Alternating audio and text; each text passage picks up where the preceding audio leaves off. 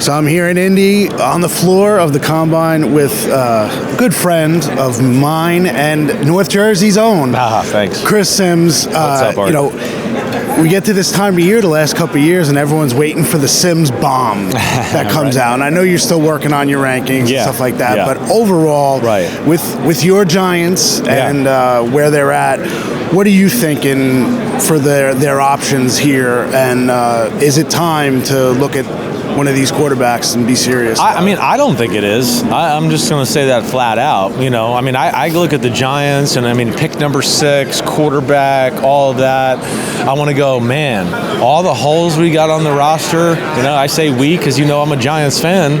All the holes on the roster, and Daniel Jones to me is like, I joked to somebody before in New York and just said he's like problem 73 on the Giants. Like there's like so many problems there, right? I know there's this, he's been injured 2 out of the last 3 years, and I would go, everybody that plays quarterback for the Giants is going to be injured the way they protect the quarterback. So what do you expect? I'm telling you, you put Superman in there, he would have separated his shoulder last year. It doesn't matter, right? So I just look at it that way. That's, if they want to get a guy that, is an established veteran to come in and be Ryan Tannehill, somebody like that to protect themselves from the injury thing, or if they don't think Daniel Jones might not play at a high level, okay, I get that. Starting back at square one with, all right, we're at quarterback number 6, right?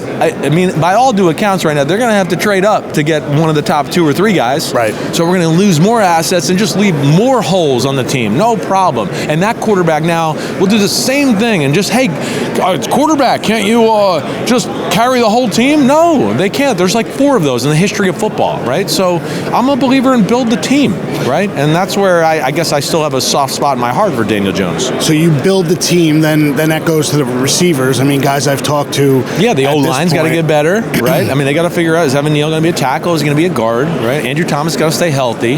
They got the center, right? Right. I know that. But do they draft another tackle? Is that worth it? I don't know. The receiver thing is certainly, interesting. Tell me what you like about the receivers. Well, I haven't. To me, the only 2 that jump out to be like early on here, and again, I'm not into this deep enough yet, but Marvin Harrison Jr. and the kid from LSU.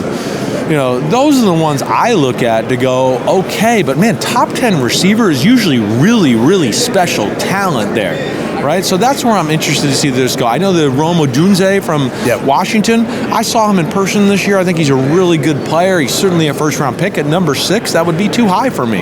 Definitely, he's not explosive enough to be the number 6 pick in the draft, in my opinion.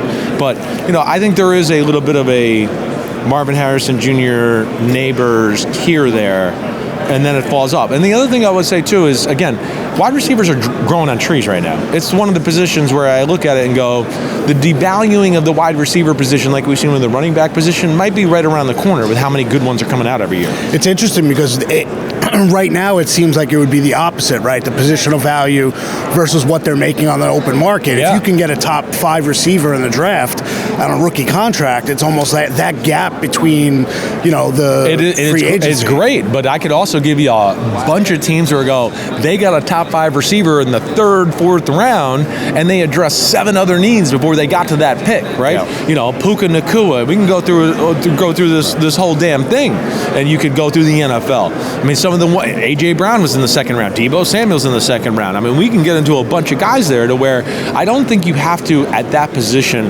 necessarily hamstring yourself to, we got to get one in the top 5 or 10. I don't look at it that way. So I'll be interested to see, what they do here. And again, I don't have a great feel for the overall draft yet. So if you want to talk to me in about a month, I can really start to give you some real solid, hard answers. Do you? I know I'm not looking for your rankings about the quarterbacks, but when they come through here tomorrow morning, what are you looking for? I'm sure you're going to be talking to guys and that kind of thing. What are you looking for from those guys? I can. There is stuff to be learned in person, right? Yesterday, we had the DNs up here and been talking to me in Florida. I'm not saying that I can always look at the guy and go, who's going to be a player? But more times than not, and my people that I work with here at NBC will tell you, I can usually tell the guy that's not going to work, right? I see that body at a defense end. I go, I've been around football my whole life. I've never seen a defense end like that was good. Never. It's not going to happen. Right. He might run a great 40 and all that, but it's just not. It's not. I don't care. right? So that's what you can learn. And I think with the quarterbacks, hey, the look test is certainly there. Like, hey, well, how's this guy built, right? You know, can he take the pounding of football? Does it look like the muscles and athleticism are there to be something special? There's something there. And then the overall personality. That's big to me. You know, like Patrick Mahomes and Josh Allen didn't get in these and were like, yes, no, yes, no. They were like confident in themselves, and they can lead a team and be like, hey, oh no, yeah, you saw that, oh yeah, great, yeah, I did this, and then I was thinking about that, and hey, nice to meet you, man, I can't wait to, like, that's a quarterback. That's the control the room guy, right? Yep. And, you know, there's been some in the past where I'd go, there's no way that guy's going to ever control the locker room. He better have another coach or another player on the team that can lead the team, because he ain't going to be able to do it. I'm going to test your memory banks. Yeah. What was your experience like? Going all the way back. Well, it wasn't anything like this then, right? 2003 Combine, I mean, it wasn't even on TV, right? You know, the media day was like, hey, Chris, can you come out in the hallway and talk for a few minutes to the pool of reporters, right? That was it. So it's just, it's such a different spectacle. But, you know, I think the thing that was, for me, was, and I had a narrative of you can't win the big game because we couldn't beat Oklahoma, who was only the best team in college football, but since we couldn't beat them, it was my fault. But I think, you know, to me, for my experience, it was all about the 40. The 40 was just like the thing I knew I could throw the ball with anybody. But the 40, lining up for that, knowing I was going to be, you know, judged pretty critically of that at 225 in the pocket quarterback, right? My greatest memory is lining up. You know how they watch the 40 in the NFL, the coaches and all that. But on that day, Bill Parcells and Jerry Jones decided to sit by themselves right at the starting line. So that added more. I was like, oh my God. And of course, I know all these people. I mean, like, damn, I've seen these guys my whole life. I've known them. They've been in my house. Parcells, did he yell at you just to get you going? No, but he was looking at me and he gave me the shake, and I was like, oh my gosh, I'm nervous as shit right now. And I remember literally running down the track going, in my mind, I was saying, I'm running the 40 at the Combine. I'm running the 40 at the Combine. Like, I couldn't even believe it. It was surreal. Because, again, it's not football, right? It's a different element for these guys. Because they're, you know, on the football field, you can lose yourself, and you're just into the game and the intensity of it, and you can forget all that shit. Sorry about the bad words, but no worries. When you're at this, it's, you're a piece of meat, and it's a little bit of a different evaluation. That was the on-the-field stuff. Obviously, the medicals are huge, but the interviews. Yeah. What do you remember? Do you remember your first one, the first formal, or one that stands out to you that was kind of a little off the beaten path?